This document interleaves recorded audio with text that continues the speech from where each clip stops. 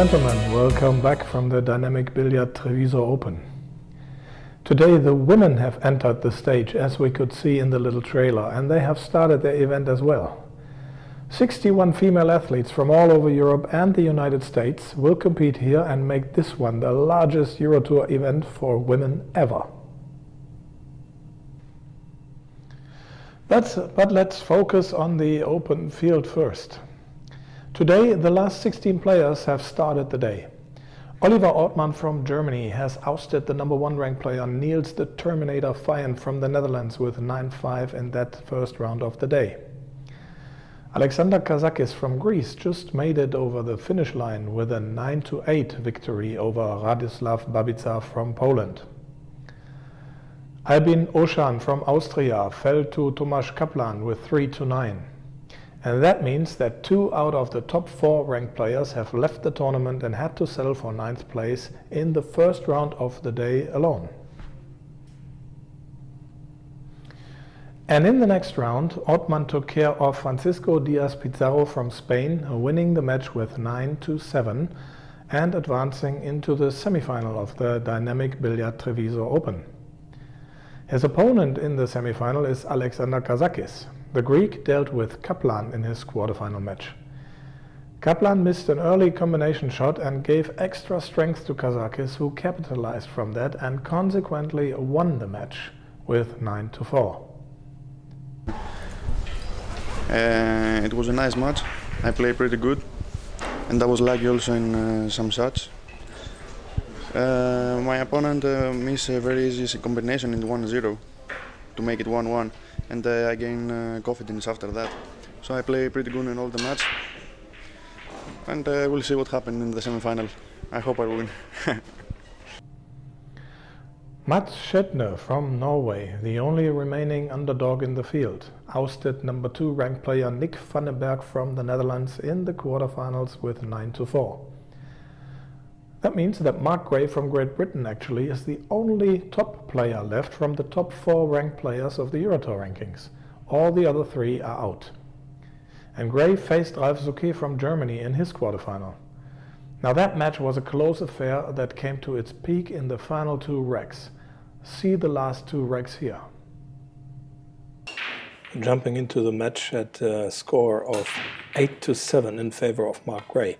And it was Ralf Souquet's break shot here, and it wasn't clear whether the 2 balls there, the 7 and the 4 ball, have broken the line both. I mean, the 4 ball was clear, but there was 1 ball down, so the 7 ball should have broken the line.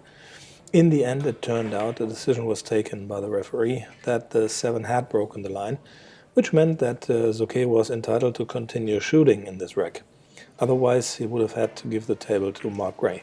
So Souquet pocketed the 2 ball here, and now look what he does. Instead of going for the 3 ball, he couldn't get position. He plays a really decent safety shot here. Look at that. I mean, there's hardly any chance for Mark Gray to really hit the 3 ball, and it gave him a thinking task. I mean, like a little quiz.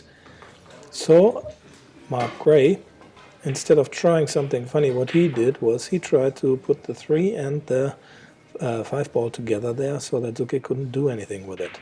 So now the thinking quest was on Ralf Souquet. And as we can see, he took his time and he decided to go for it. Unfortunately for Gray, he left the balls in a way that Souquet could do something with it. And that means that now the table was open for the German BCA Hall of Famer. And the rest was no big deal for him. He went ahead and pocketed the balls, cleared the table and turned the scoreboard to 8 apiece, which means that that was a hill affair now, with Mark Gray's break coming up in rack number 17. And now we can see the balls waiting for Mark Gray's break, and he broke, and he had the 2 ball down. And we can see another 2 balls or 3 balls broke the line, so it was a good break. The 4 ball was a little bit with the 5 ball and the 9 ball, so it was a question whether the 4 ball would pass the 6, but after examining that, Gray found that it would be okay. He started shooting, And look at that, he fell in for a very nice position on the 4-ball. That's exactly where you want it to have. And now he needs to go from the 5 to the 6. He runs into the 9 on purpose. And now there's nothing left on the table which would stop him from winning that match, which he actually did, though he left himself quite tough shot on the 8. As we can see here, it's a thin cut, but he made it and lines the 9-ball up for the side pocket. And in pocketing the 9-ball in the side pocket, Mark Gray wins the match with 9-8 and proceeds into the semi-final of the tournament. I played really well at the start. I went 4-1 up, and then I missed a stupid 1-ball to go 5-1, and you can't afford to do that against someone of Ralph's calibre. And the next thing you know, he's back to 4-4, 5-5, 6-6. In a way, I feel a little bit lucky that I've got over the line, to be honest. That provides us with the following semi-final encounters. We will have Oliver Ortmann from Germany playing Alexander Kazakis at 2 o'clock local time. That match has already started. And at 4 o'clock local time we will have Mats Shetner from Norway having to deal with Mark Gray from Great Britain. The final match of the Dynamic Billiard Treviso Open is scheduled for 1800 local time tonight. In the women's division, many high and really clear results happened today. Monica Webb from the United States whitewashed Iza Lacka from Poland with 7-0.